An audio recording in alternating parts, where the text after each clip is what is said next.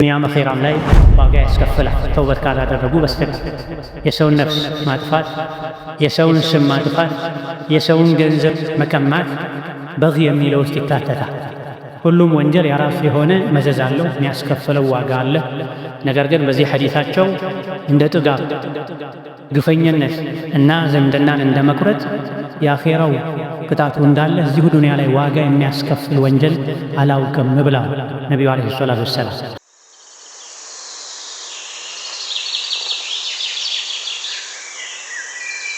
ፈስአሉ አህለ ዚክሪ ኢን ኩንቱም ላ ተዕለሙን።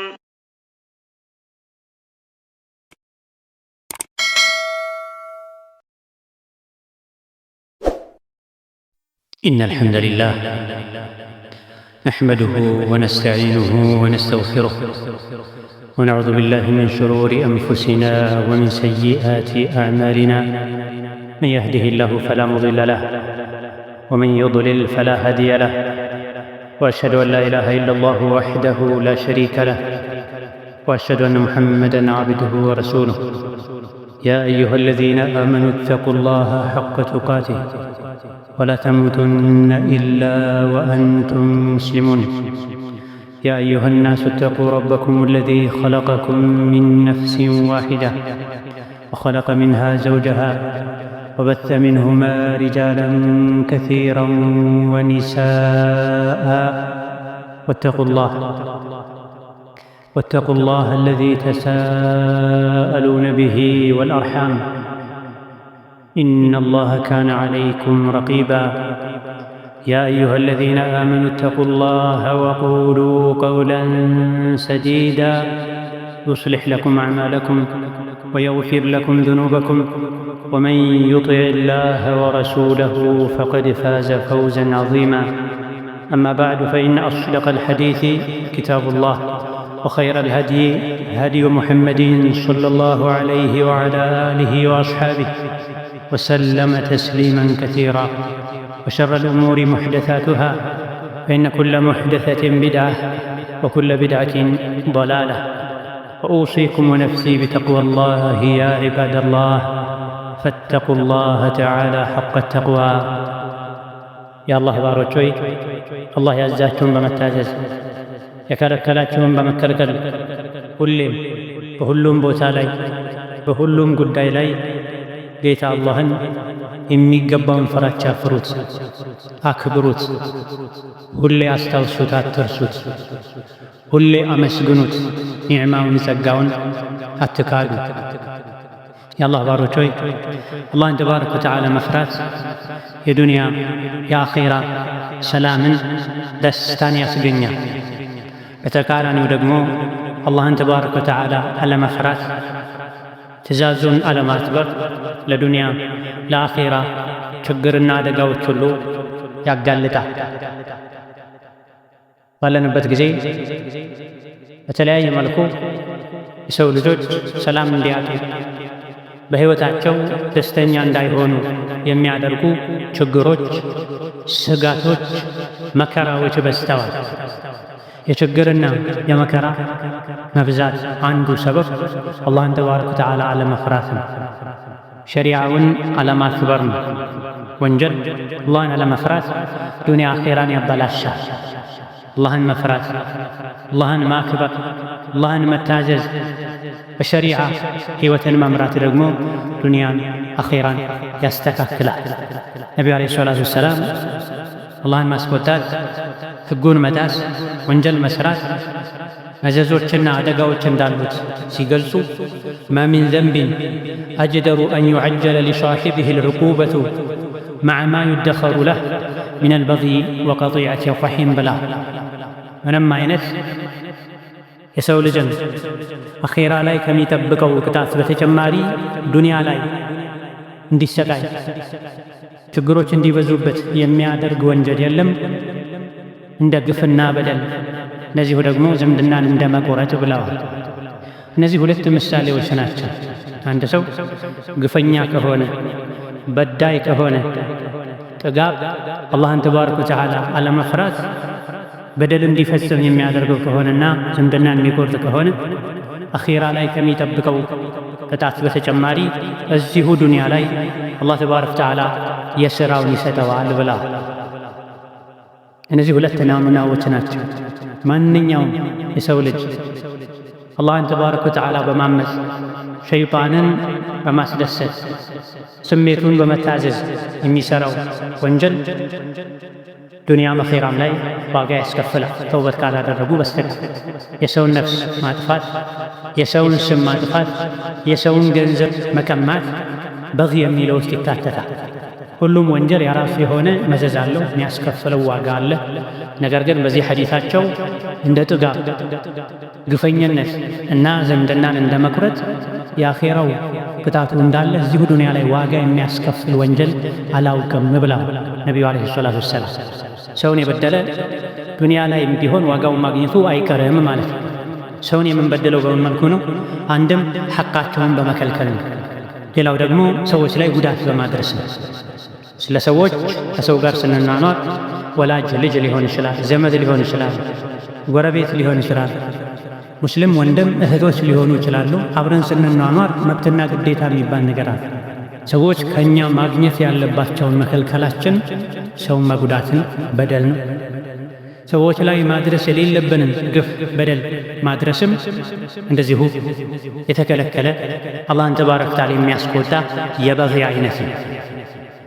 ሰዎችን አይደለም ከሰው አልፎ እንስሳትን ሁሉ መበደል፣ ማሰቃየት ዋጋ ያስከፍላል። አላህ ተባረከ ወተዓላ የሁሉንም ሐቅ እንድንጠብቅ አዞና። በግ እንኳ ሲታረድለት ከታዘነለት በግ ለሚያርደው አካል አላህ እንደሚያዝንለት ነቢዩ ዓለይሂ ሰላቱ ወሰላም ተናግረዋል። አርዶ መብላቱ ለማይቀር ነገር አስተራረዱን ካሳመረ አሳምሮ ካረደ አንድ ሰው ሲያርድ በማዘኑ አላህ ያዝንለታል ብለው። ተቃራኒው ምን ማለት ነው? ለእንስሳት እንኳ አለማዘን አላህ ዘንድ ተባረከ ወተዓላ ዋጋን ያስከፍላል ማለት ነው። እንስሳትን ከአቅማቸው በላይ እንዳናሳታቸው፣ እንድናሳርፋቸው፣ እናትና ልጅን እንዳንለይ የሚያዝ ሸሪዓ ነው ያለ። በፍጥረታት ክፉ መሆን፣ በዳይ መሆን፣ ጨካኝ መሆን የበግይ አይነት ነው። ጥጋብ የሚወልደው አላህን ተባረከ ወተዓላ ካለመፍራት የሚመነጭ ግፍ ነው። ጌታ አላህ ተባረከ ወተዓላ ከኔ በላይ ነው፣ ሁሉ ነገር ቢመቻችልኝ አቅም ቢኖርኝ አቅምን የሰጠው አላህ ተባረከ ወተዓላ መልሶ መውሰድ ይችላል። ዛሬ የገንዘብ የሥልጣን የጉልበት አቅም ቢኖረኝ ነገ ላጣው እችላለሁ።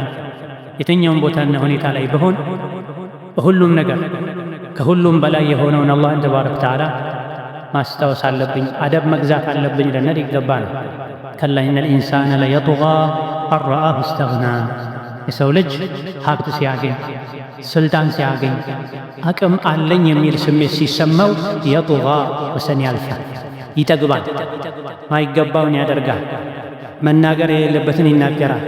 እኔ ደካማ ፍጡር ነኝ፣ መቼ እንደምሞት የት እንደምሞት አላውቅም፣ አደብ ሊኖረኝ ይገባል፣ የአላህ ተባረከ ወተዓላ ባሪያ ነኝ፣ በሁሉም ሁኔታ ላይ ጌታዬ አላህ ተባረከ ወተዓላ የሚወደው መንገድ ላይ ብቻ መጓዝ አለብኝ ልንል ነፍስያችንን ልንከታተል ይገባል። አላህ ተባረከ ወተዓላ የሚወዳቸው መልካም ሥራዎችን የምንችለውን ያክል እንሰራ፣ የሚጠላውን ደግሞ 100% ሙሉ በሙሉ ልንተው ይገባል። አላህ የከለከለን ነገሮች ሁሉ መተው የሚቻሉ ናቸው። ከአቅም በላይ የሆነን ነገር አላህ አላዘዘን። የከለከለን ነገሮች እንዳንከለከል የሚያደርገው የቀልብ መድረቅ ነው። አላህን ተባረከ ወተዓላ መርሳትን፣ አኺራን መርሳትን፣ ዝምድናን መቁረጥ ሌላኛው ቅጣቱ መዘዙ ከአኺራ በፊት ዱንያ ላይ ፈትኖ የሚመጣ አላህ ተባረከ ወተዓላ የሚጠላው የወንጀል አይነት ነው። ከከባድ ወንጀሎች አንዱ ዝምድናን መቁረጥ ነው። ዘመድ ለዘመዱ መልካም ሊሆን ሊረዳዳ ሊደጋገፍ የሚገባው ሲሆን አላህ ያዘዘውን አላህ የሚወደውን ተቃራኒ ማድረግ ዝምድናን መቁረጥ፣ ዘመድ ለዘመዱ ክፉ መሆን፣ ጨካኝ መሆን ከአኺራ በፊት ዱንያ ላይ እንደሚያስቀጣ ነቢዩ ዓለይሂ ሰላቱ ወሰላም ገልጸዋል። እነዚህ ሁለቱም በአንድ ሐዲስ የተጠቀሱ ወንጀሎች እያንዳንዱ ራሱን የቻለ ከባድ ወንጀል ነው። ግፈኝነት፣ በዳይ፣ ሰውን ማስቸገር አንድ ራሱን የቻለ ወንጀል ነው። ዝምድናን መቁረጥ ሌላ ራሱን የቻለ ወንጀል ነው። ሁለቱ አንድ ላይ ሲደመሩ አንድ ሰው ግፈኛ፣ ጥጋበኛ፣ በዳይም ሲሆን ዝምድና ቆራጭም ሲሆን እጥፍ ድርብ ወንጀል ይሆናል። ኩራተኝነትን ይወልዳል። ወሰን ማለፍን ይወልዳል። ማንም አያስቆመኝም፣ እንደፈለግኩ መኖር እችላለሁ የሚል ስሜትን ውስጥ ላይ ይፈጥራል። ትክክለኛ የአላህ ባሪያ ሙተዋቢዕን ተናናሽን ዝቅ የሚል አላህ ተባረከ ወተዓላ ማንም ላይ ራሱን ከፍ እንዳያደርግ እንዳይኮራ ብሎ አዟል ብለዋል ነቢዩ ዓለይሂ ሰላቱ ወሰላም። እያንዳንዱ የሰው ልጅ ضعيፍነቱን ደካማነቱን ማወቅ አለበት። እኔ ደካማ ነኝ ضعيፍ ነኝ ስንል አላህ ዘንድ ተባረከ ወተዓላ ያለን ደረጃ ያድጋል፣ ከፍ ይላል። በተቃራኒው ደግሞ ራሳችንን ከፍ ስናደርግ ወሰን ስናልፍ ጥፋታችን ሲበዛ አላህ ዘንድ ተባረከ ወተዓላ ያለን ቦታ የወረደ ይሆናል። በጥፋቱ ልክ የሰው ልጅ አላህ ዘንድ ተባረከ ወተዓላ ያለውን ክብር ያጣል። በደግነቱ በመልካምነቱ ልክ ደግሞ አላህ ዘንድ ተባረከ ወተዓላ ትልቅ ሰው ይሆናል። ጌታ አላህ ያስፈራራንን ልንፈራ፣ ያስጠነቀቀንን ልንጠነቀቅ፣ ተው ያለንን ልንተው ይገባል። ምንም ያክል ጊዜ ዱንያ ላይ ያጠፋን፣ ያበላሸን፣ የበደለን፣ የሻንን ደስ ያለንን እየሰራን ብንኖር አይቀርም አንድ ቀን ሁሉ ነገር አብቅቶ ሬሳ ሆነን ጀናዛ ሆነን የለበስነውን ልብስ ሰው አውልቆልን ወደ ቀብር መሄዳችን አይቀርም። ሁሌም ቆመን እየሄድን እቺን የመጨረሻ የዱንያ ሰዓታችንን ማስታወስ አደብን ልንገዛ ይረዳናል። በብቻችን ቀብር የምንገባ አፈር የምንለብስ አፈር የሚያለብሱን ሰዎችን ተዉ ማለት የማንችል የሚያስፈልገኝን ነገር አብራችሁ ከኔ ጋር ቀብር ውስጥ አድርጉ ማለት የማንችል እርቃናችንን ነጭ አቡጅዲ ብቻ ቃል ተደርጎብን ከሰራነው ጥሩ ወይም መጥፎ ሥራ ጋር እንደምንቀበር የኛ መጨረሻ ይሄ እንደሆነ የጥጋብ፣ የግፈኝነት፣ የእምቢባይነት ራስን የማምለክ በመጥፎ ለምታዝ ነፍሳችን መጨነቅ፣ እሷን መታዘዝ መጨረሻው ሞተው አፈር መልበስ እንደሆነ ስናስታውስ አደብ መግዛት እንችላለን። የሰው ልጅ ሆይ ወሰን አትለፉ፣ የሰው ልጆች ሆይ ወሰን አትለፉ። ኢነማ በግዩኩም ዐላ አንፉሲኩም፣ ወሰን ማለፋችሁ መዘዙ ለራሳችሁ ላይ ነው። ምክንያቱም ፊት ለፊታችን አንድ ቀን አለ፣ ሁሉም የሥራውን የሚያገኙበት ቀን፣ ጥሩም የሥራ መጥፎ ዋጋውን የሚያገኙበት ቀን አለ። ሰዎች እርስ በርስ ሲናናሩ አንዱ አንዱን መወንጀል ቀላል ነው። አንዱ አንዱን መክሰስ ቀላል ነው። አንዱ ራሱን ንጹሕ አድርጎ ሌላኛውን ማጠልሸት፣ ወንጀለኛ ማድረግ፣ ጥፋተኛ ማድረግ ቀላል ነው። ራስን ማታለል ይቻላል ዱንያ ላይ ሲል ነው። ነገር ግን አላህ ዘንድ ወነضዑ ልመዋዚን አልቂስጣ ትክክለኛውን ሚዛን ያኔ እናስቀምጣለን ይላል አላህ ተባረከ ወተዓላ። የቅያም ቀን ትክክለኛ የሰዎች ማንነት ይወጣል። በዳይና ተበዳይ ያኔ ይታወቃል። በዳይ ከመሆን ተበዳይ ሁን ብለዋል ነቢዩ ዓለይሂ ሰላቱ ወሰላም። በዳይ ከምትሆን ተበዳይ ሁን። በዳይ ሆኖ አላህ ዘንድ የቀረበ የቅያም ቀን መዋረዱ አይቀርም፣ መጸጸቱ አይቀርም። ተበዳይ ሆኖ የቀረበሳ አላህ ዘንድ ይካሳል። በዚህ ልክ ዝቅ እንድንል፣ ቻይ እንድንሆን፣ ታጋሽ እንድንሆን፣ ስሜታችን እንድንቆጣጠር የሚያደርግን አላህን መፍራት፣ ነፍስያን መታገል። ጀግና ማለት ብዙ ሰዎችን እየታገለ የሚጥል ጉልበተኛ ማለት አይደለም። ጀግና ማለት በቁጣ ጊዜ ስሜቱን የሚቆጣጠር ሰው ነው ብለዋል ነቢዩ ዓለይሂ ሰላቱ ወሰላም። ጀግንነት የአካል አይደለም፣ የአካል ጉዳይ አይደለም፣ የጡንቻ ጉዳይ አይደለም፣ የልብ ጉዳይ፣ የቀልብ ጉዳይ፣ የዓቅል ጉዳይ ነው እንጂ ከሰው ልጅ በብዙ እጥፍ የሚገዝፉ እንስሳት አሉ።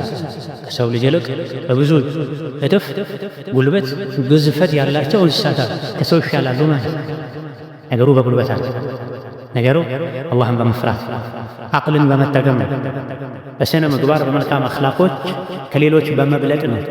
ሰዎችን በገንዘብ ልንበልጣቸው፣ በገንዘብ ልናዳርሳቸው፣ ለሁሉም የፈለገውን ያክል ገንዘብ እየሰጠን ልናስደስተው አንችልም።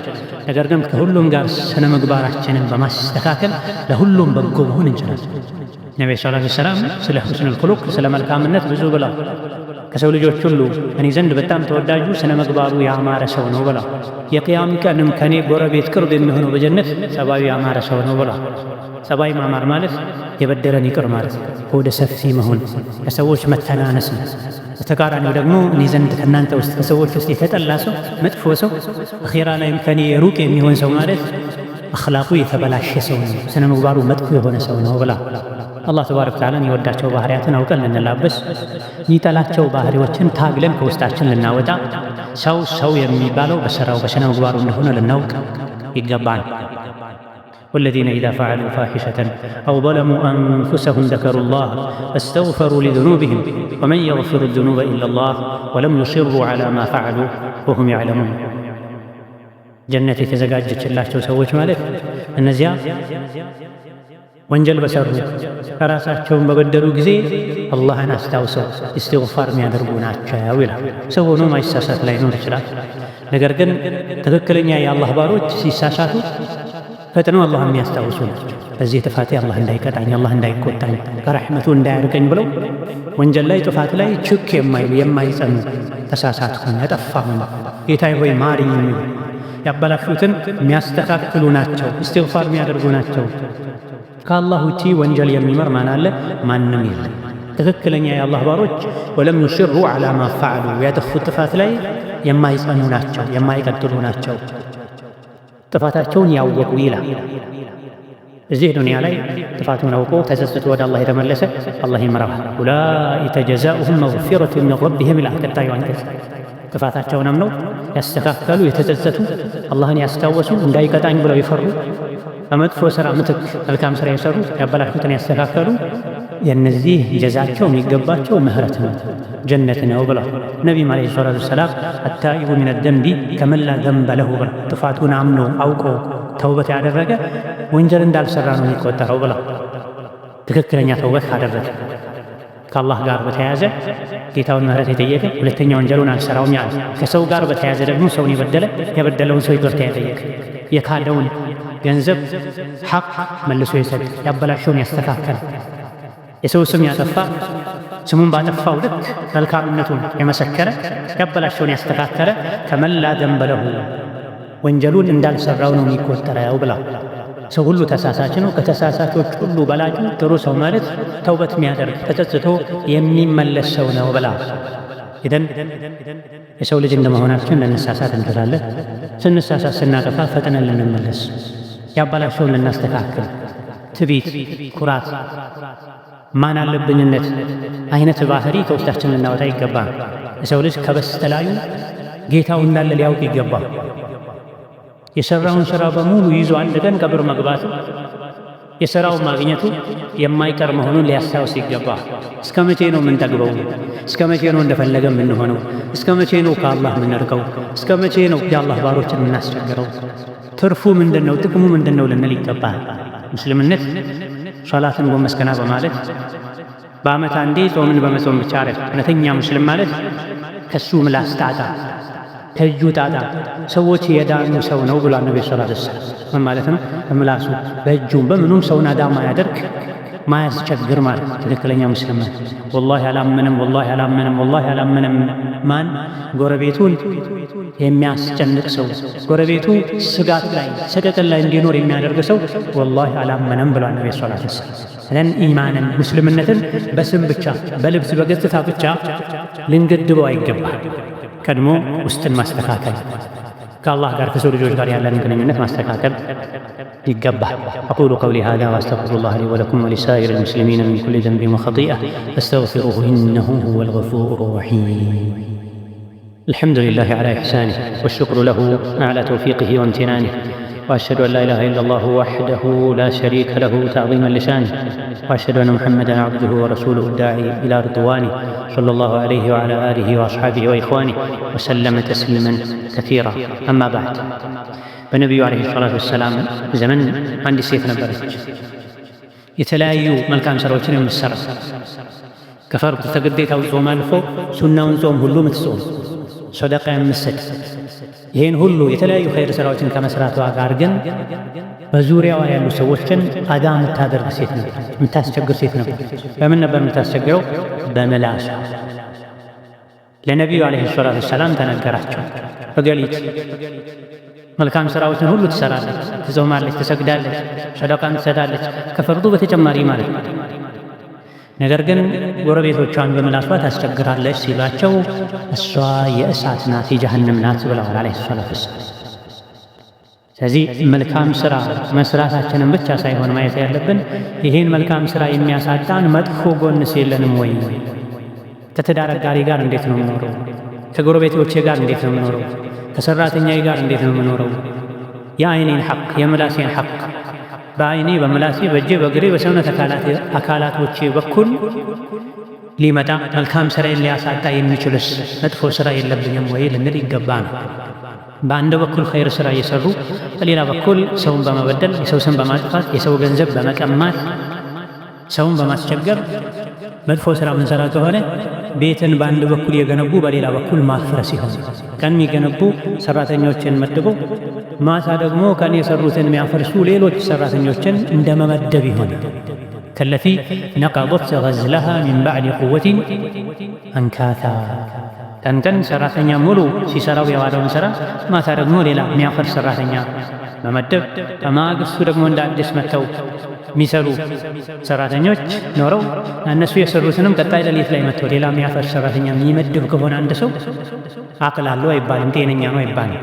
እኛም በአንድ በኩል ኸይር ስራዎችን መልካም ስራዎችን እየሰራን እየሰገድን እየጾምን ቁርአን እየቀራን ሰደቃ እየሰጠን በሌላ በኩል ደግሞ አላህ የሚጠላውን ስራ ምንሰራ ከሆነ ዚክር ባልነበት ምላስ ምን ዋሽ ከሆነ ዚክር ባልነበት ምላስ ሰውን ምናማ ከሆነ ቁርአን ባየነበት አይናችን ቆሻሻ አላህ ማይወደውን ነገር ምናይ ከሆነ የአላህን ብቸኝነት ባመንበት ልባችን ምቀኝነትን፣ ኩራትን፣ ጥላቻን እዛው የምናስቀምጥ ከሆነ አንዱ ከአንዱ ጋር አብሮ አይሄድም። የሚበልጠው የሚያንሰውን ያስወጣው። ስለዚህ ከዝኬቱ ንፉስ ላይ ውጭን ማሳመር ላይ ብቻ ሳይሆን ውስጥን ማጽዳት ላይ ልንለፋ ልንደክም ይገባናል። ኸይር ስራ ልናበዛ ይገባናል። ከወንጀል ልንርቅ ልንጠነቀቅ ይገባናል። ከሁሉም አይነት ወንጀል በተለይ ከአኼራ በፊት ዱንያ ላይም ጭምር ያስከታል። ማዕማ ዩደኸሩ ለሁ ለወንጀሉ አኼራ ላይ የሚደገስለት ቅጣት እንዳለ ሆኖ እዚሁ ዱንያ ላይ ፈጣን ቅጣት የሚያስቀጡ ወንጀሎች አሉ ብለው ነቢዩ ሰለላሁ ዐለይሂ ወሰለም የነገሩን ግፈኝነት፣ በዳይነት፣ እንደዚሁ ደግሞ ዝምድና መቁረጥ መሰል የሆኑ ወንጀሎችን ልንጠነቀቅ ይገባናል። ከወንጀል ጋር አብረው የኖሩ ዱንያ ላይ ሙሉ ደስታ፣ ትክክለኛ ደስታ፣ እውነተኛ ደስታ ማግኘት አይቻልም። በግለሰብ ደረጃ የሚሆን በሀገር በህዝብ ደረጃ የሚደርሱ ሙሲባዎች፣ አደጋዎች፣ ፈተናዎች፣ ጦርነቱ፣ ረሃቡ፣ በሽታው፣ የኑሮ ውድነቱ ወዘተ አንዱ መነሻው ወንጀል ነው። ከወንጀል በራቀን ቁጥር ችግር መከራ ከኛ ይርቃል። ወደ ወንጀል በተጠጋን ቁጥር አላህን ባስቆጣን ቁጥር እንደፈለገን እንደሻን በኖረን ቁጥር ደስታ ከኛ ይርቃል። መከራ፣ ስቃይ፣ የውስጥ ሰላምን ማጣት ወደኛ ይገሰግሳል። ኢብኑል ቀይም ረሒመሁላሁ ተዓላ በዚህ ዙሪያ ሲናገሩ አላህ ተባረከ ወተዓላ ለመልካም ሥራ ዋጋ አስቀምጦለታል፣ ለመጥፎ ሥራም ዋጋ አስቀምጦለታል። መጥፎ ሥራን የሚሠራ ሰው በዱንያም በአኼራ ዋጋውን ያገኛል አይቀርም። ጥሩ ሥራ የሚሠራ ሰውም በዱንያም በአኼራ ዋጋውን ያገኛል አይቀርም ብለዋል። ፈልመዓሲ ኩሉሃ ሰበቡን ሊገضቢላህ ወሒርማኒ ተውፊቅህ። ሁሉም አይነት ወንጀሎች የአላህን ቁጣ ይመጣሉ፣ ስኬትን ያሳጣል። ሁሉም አይነት ወንጀሎች እንደ ወንጀሉ ደረጃ የአላህን ቁጣ ይመጣሉ፣ ሕይወት ላይ ስኬትን፣ ሰላምን፣ መረጋጋትን፣ ደስታን ያሳጣል። ኸይርን ሥራ ያበዛ ሰው ደስታው ይበዛል፣ ሰላሙ ይበዛል። ወንጀልን ያበዛ ሰው በተቃራኒ ብሶቱ፣ መከራው፣ የውስጥ ጦርነቱ፣ መረጋጋት ማጣቱ ያደገ ይሄዳል። ወንጀል በመስራት ትንሽዬ የውሸት ደስታን ሰዎች ሊያገኙ ይችላሉ። ነገር ግን ከዚህ ትንሽዬ ደስታ ጋር ሊነጻጸር እንኳ የማይችል ከባድ የውስጥ ቀውስን፣ የሰላም እጦትን፣ ችግርን፣ መተከትን ያመጣል። በተቃራኒ ደግሞ ኸይር ሥራ ቢያደክምም የሚያመጣው የሚያስከትለው ደስታ በማንኛውም ዱንያ ላይ ባሉ ሰዎች ያስደስታሉ በሚሏቸው ነገሮች ሊተካ የማይችል ሊነጻጸር እንኳ የማይችል ትልቅ ደስታን ያስገኛል። ወማ አሷበኩም ሚን ሙሲበትን ፈቢማ ከሰበት አይዲኩም ወያዕፉ አን ከሲር። ሁሉም አይነት ዱንያ ላይ የሚደርሱባችሁ ሙሲባዎች፣ መከራዎች፣ ስቃዮች እጆቻችሁ በሰሩት መጥፎ ሥራ ምክንያት ነው። እንደውም ብዙውን አላህ ይቅር ያላቸው ነው ይላል።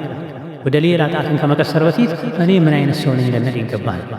የእኛ ጥፋት እምቢባይነት ወንጀል ለሌሎች ሊተርፍ ይችላል። ለሕፃናት ሊተርፍ ይችላል። ለአረጋውያን ሊተርፍ ይችላል። ለእንስሳት ሊተርፍ ይችላል።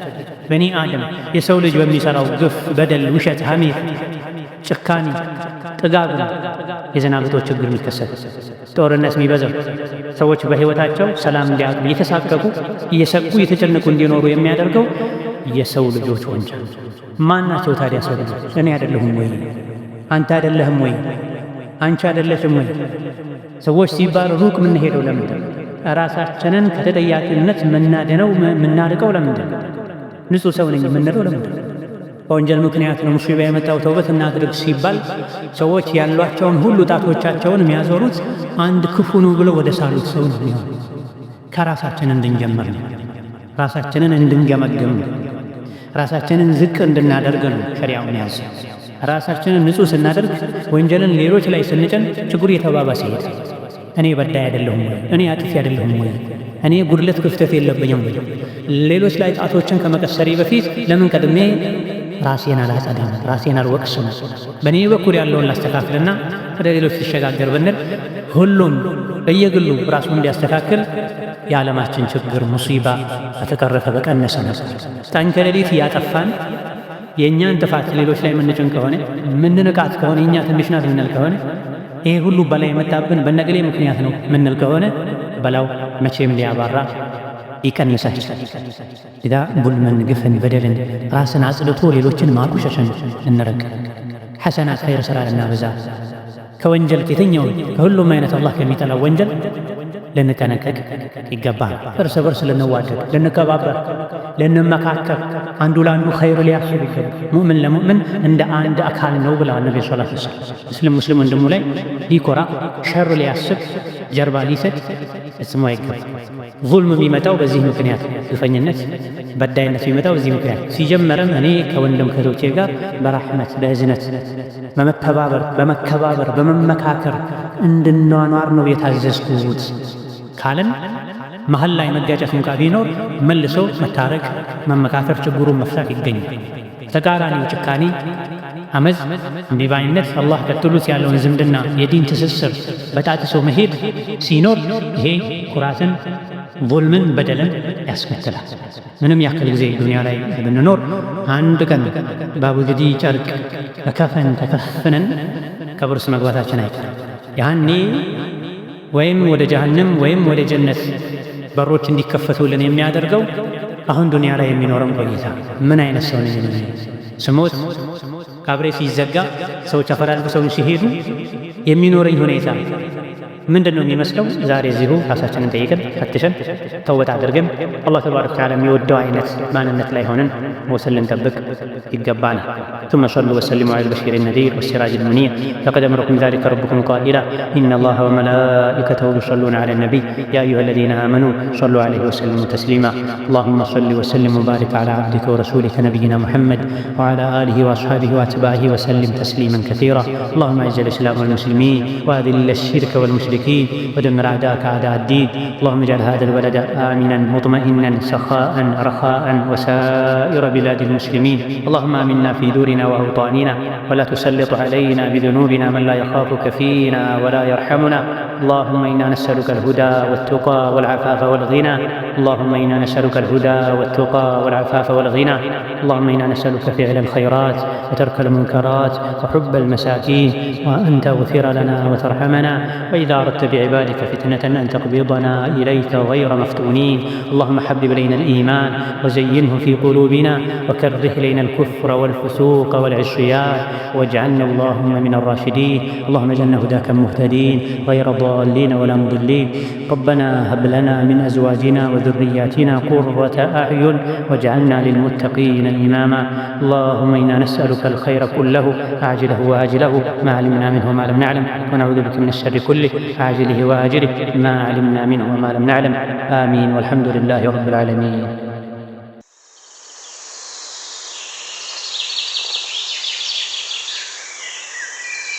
فاسألوا أهل الذكر إن كنتم لا تعلمون.